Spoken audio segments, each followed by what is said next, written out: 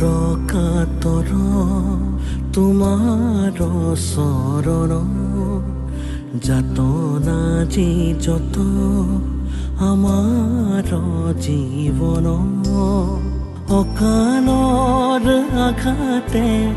ঘূণীয়া কৰিলে কৃপা